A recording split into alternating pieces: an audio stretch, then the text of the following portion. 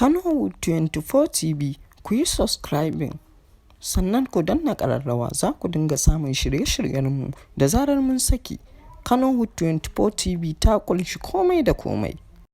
Wani shaida da ya ce yana cikin matafiyan da suka tsallake rijiya da baya ya faɗa wa BBC cewa sun ga lokacin da maharan suka tare motoci kuma nan take suka kwashe mutanen da ke ciki zuwa daji. A cewar sa mutanen da aka sace har da mata. Haka zalika tun karawar jami'an tsaro bata hana 'yan fashin kammala abin da suka fara na sace mutanen ba. Akwai mota bus mai ɗaukan mutum 18 mutanen da ke ciki har da mata da yara an yi gaba da su. Akwai Sharon, akwai Golf, akwai Toyota Corolla Jamfenti, akwai Honda Discussion Continue Golden Color hakan nan.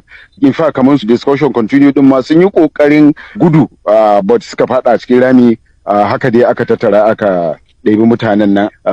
Jami'an tsaro bayan abun ya zo an ɗan yi gumurzu amma dai sama da jami'an tsaro guda 100 sojoji da 'yan sanda sun zo wurin. Amma dai fi sabilillahi kafin abin nan su wayannan da suka yi wannan aiki sun riga sun yi aikin su sun wuce da al'umma akalla ba a kasar ba kusan kawai mutum 40. Kai kamar daga ina ka fara shaida al'amarin?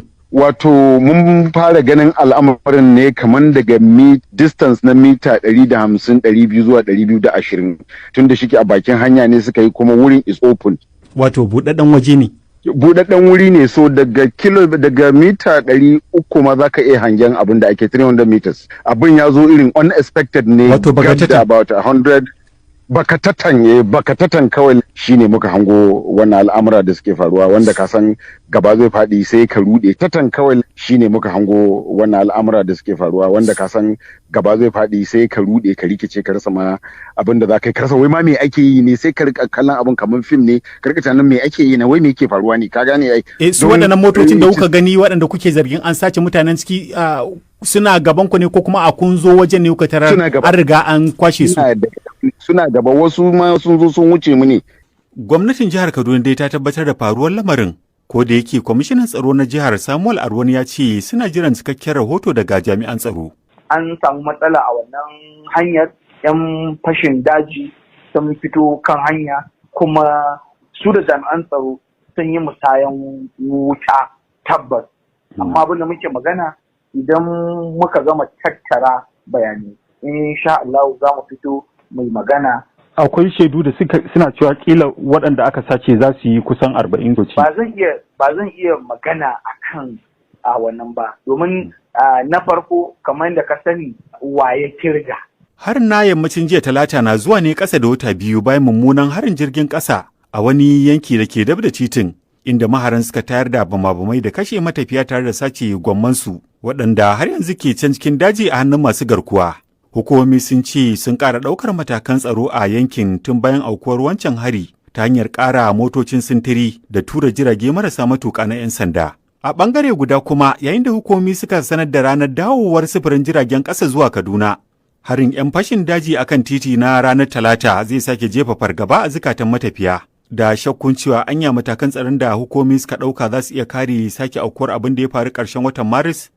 Muktar Adambawa, BBC Hausa, Abuja, Najeriya. Daga bisani kuma 'yan daban Kano sun ƙara komawa ta ɓasar da suke yi a da kamar sunaye da dama ne dai ake kiran waɗannan matasa da su, waɗanda suka haɗar da 'yan daba ko kuma sara suka da kuma 'yan tamore, inda lokaci zuwa lokaci kan farwa juna wai da sunan abokan gaba, lamarin da kan bar 'yan ba ruwa na cikin mawuyacin hali ko ma rasa rai ɗungurungum.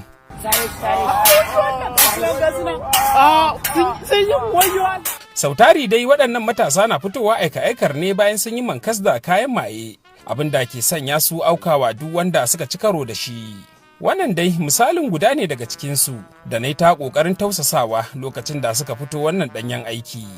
Wallahi sai ya faɗi kowane ne, ko da wa ko da baranwa, wallahi sai ya faɗi kowaye, kowa ya fito kowa da kowa. Allah. A baya-bayan nan dai shiru kake ji game da faɗan dabar a birnin Kano. Amma kwatsam sai gashi sannu-sannu lamarin na neman dawowa. Wannan dai wani ganau ne da ke shaidar da yadda 'yan daba suka aukawa unguwarsu. To wallahi mu koyi muna zaune mu gani mutanen nan sun shigo da adduna ga baki ɗaya suna sara kan mai uwa jawabi. Dan dubu ma ga baki ɗaya yara ka gani wajen mutum 3 duk dan sun sassare su haka dai sun musu rauni. dan wani ma yaro ma da kyar da ya sha dai sun ma dauke shi zuwa asibiti yanzu haka ma. Ana dai danganta wannan matsala da rashin aikin matasa da wasu ɓata garin 'yan siyasa kan amfani da hakan wajen mai da su karnukan farauta, musamman ma irin wannan lokaci da hadarin siyasa ke kankama. To amma a cewar wani tubabban ɗan dabar da yanzu ke aikin bijilanti, tabbas dai rashin aikin shine kan gaba. Shi yake haddasawa, inda a ce da abin yi ai babu wanda zai yi. Mu ma ka sani jarfa kala kala ba wacce ba mu ja ba, amma yanzu kaga ai ba yi ake ba saboda an samu abin yi. Su ma ina tunanin Allah ya sa sun samu abin yi za su daina yin wannan abun.